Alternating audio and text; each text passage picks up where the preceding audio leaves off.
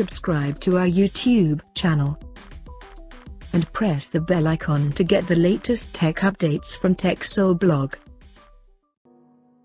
Oppo has silently launched its new smartphone under A series in Indonesia called Oppo A53. Talking about the specifications, the new Oppo A53 features a 6.5-inch HD Plus display with 90Hz refresh rate and 20:9 aspect ratio.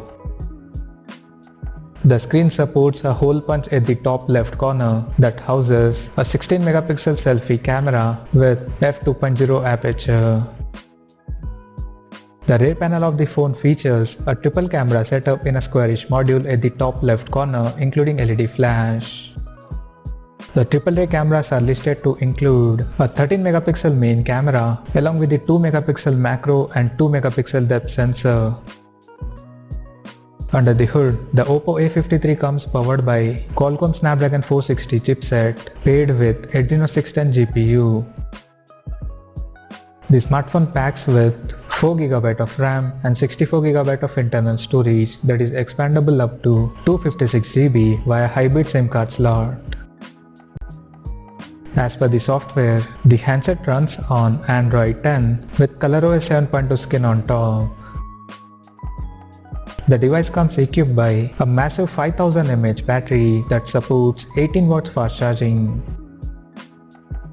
Additionally, the smartphone also features a fingerprint sensor on the back for authentication. The connectivity option on the phone includes 4G, dual-band Wi-Fi, Bluetooth 5.0, GPS, 3.5mm headphone jack, and a Type-C charging port. The physical dimensions of the smartphone measures at 163.9 by 75.1 by 8.4 millimeters and it weighs around 186 grams. Now, talking about the pricing and availability details.